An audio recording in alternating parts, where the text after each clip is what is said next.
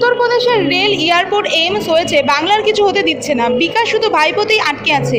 রবিবার হুগলির চন্দননগরে এসে তৃণমূল সরকারকে কটাক্ষ করলেন উত্তরপ্রদেশের মুখ্যমন্ত্রী ও বিজেপি নেতা যোগী আদিত্যনাথ। চন্দননগরের বিজেপি প্রার্থী দীপাঞ্জন গুহর সমর্থনে চন্দননগর কুটির মাঠে জনসভা করেন যোগী। চড়া রোদকে উপেক্ষা করে বহু কর্মী সমর্থকদের যোগদানে এদিনের জনসভা। যোগী এদিন আরও বলেন, 30 বছর বাম, 10 বছর তৃণমূল বাংলাকে পিছিয়ে দিয়েছে। হুগলি থেকে বিশ্বজিৎ মণ্ডলের রিপোর্ট। এই নিউজটি আপনারা সরাসরি দেখছেন সমকাল নিউজের পর্দায়। সবার আগে সবার পাশে। भारत माता की वंदे मातरम। योगी आदित्यनाथ स्वागतम, योगी आदित्यनाथ स्वागतम, योगी आदित्यनाथ स्वागतम, योगी जी स्वागतम। जय श्री राम, जय श्री राम। योगी जी स्वागतम, योगी जी स्वागतम, योगी जी स्वागतम, योगी जी स्वागतम, योगी जी स्वागतम, योगी जी स्वागतम। बीजेपी जिंदाबाद, बीजेपी जिंदाबाद। यानी ये लोग उस ईवीएम से जीतेंगे तो ईवीएम त्वमेव माता हो जाता, त्वमेव माता च पिता त्वमेव हो जाता है। और अपने कारनामों से हार जाए तो फिर उसी ईवीएम को कोसते हैं, उसी को गाली देते हैं। वैसे गाली देते हैं जैसे राहुल गांधी इस समय दे रहे हैं। आपने देखा होगा ना, अमेठी की जनता ने उन्हें 4 बार उस पूरी खानदान को प्रधानमंत्री पद तक पहुंचाया, लेकिन उन्होंने हमेशा उत्तर प्रदेश की और अमेठी की उपेक्षा की। जब अमेठी की जनता ने उन्हें सबक सिखा दिया, भगा दिया वहां से हरा करके, तब वो गाली देते हैं उत्तर प्रदेश की जनता को। बंगाल की जनता को भी गाली देते हैं, और भारत के बाहर जाते हैं तो भारत की जनता को भी गाली देते हैं। यही स्थिति है इन सभी राजनीतिक दलों की। जो लोग आज ईवीएम पे अपना गुस्सा फोड़ रहे हैं, लेकिन अपने कारनामों को नहीं देखते कि जब इन्हें सत्ता मिली थी तब गांव के लिए, गरीब के लिए, किसान के लिए, नौजवान के लिए, महिलाओं के लिए इन्होंने कुछ नहीं किया। देश की सुरक्षा भाजपा जो कहती है सो करके दिखाती है। आपने देखा होगा, बंगाल की धरती पर पैदा हुए थे डॉक्टर श्यामा प्रसाद मुखर्जी। सबसे कम उम्र में कोलकाता विश्वविद्यालय के कुलपति बने थे। 1952 में जब कांग्रेस ने देश के अंदर आतंकवाद की जड़ आर्टिकल 370 को देश के संविधान में धोखे से डालने का प्रयास किया, धोखे से डाला था, तब सबसे पहला विरोध अगर किसी ने किया था, डॉक्टर श्यामा प्रसाद मुखर्जी जी ने किया था। उन्होंने उस समय नारा दिया था, एक देश में 2 प्रधान, 2 विधान, 2 निशान नहीं चलेंगे। आपने देखा होगा, श्यामा प्रसाद मुखर्जी ने 1952 में जो बात कही थी, कश्मीर एक समय में आतंकवाद का गढ़ बन गया था। लेकिन हम सब आभारी हैं प्रधानमंत्री मोदी जी और गृह मंत्री अमित शाह जी के, जिन्होंने कश्मीर से आर्टिकल 370 को सदैव के लिए समाप्त करके एक भारत श्रेष्ठ भारत की परिकल्पना को साकार किया है।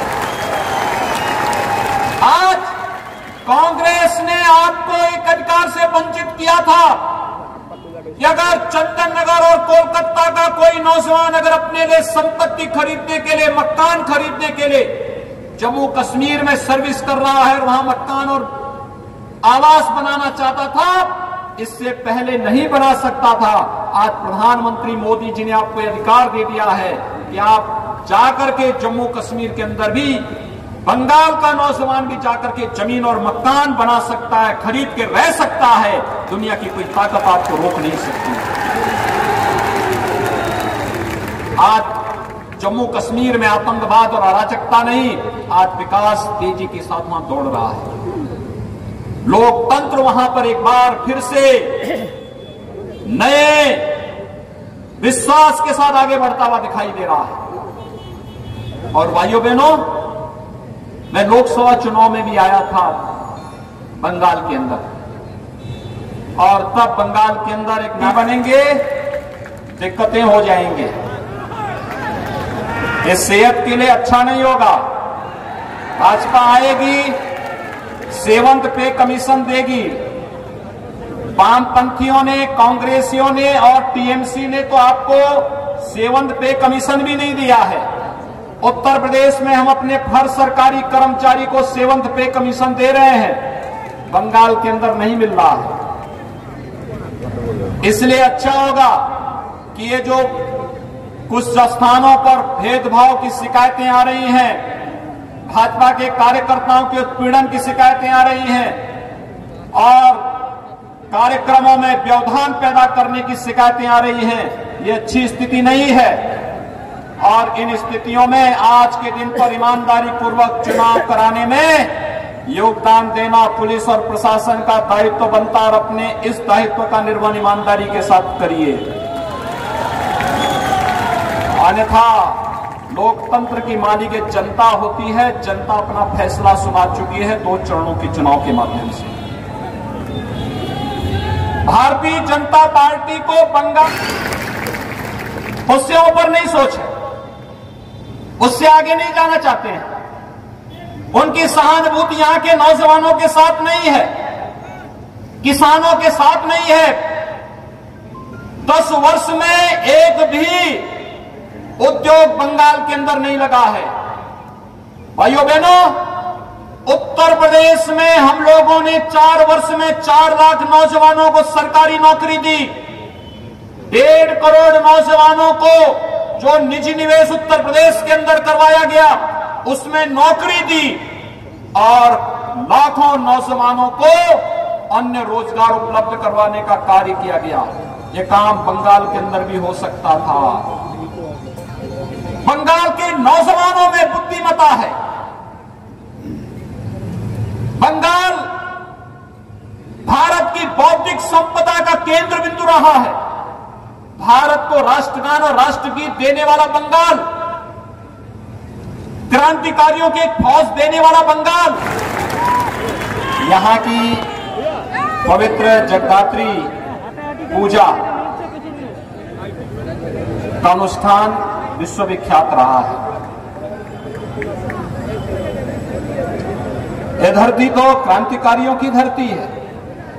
आदिशक्ति माता जगदात्री से जो शक्ति प्राप्त होती है वही तो शक्ति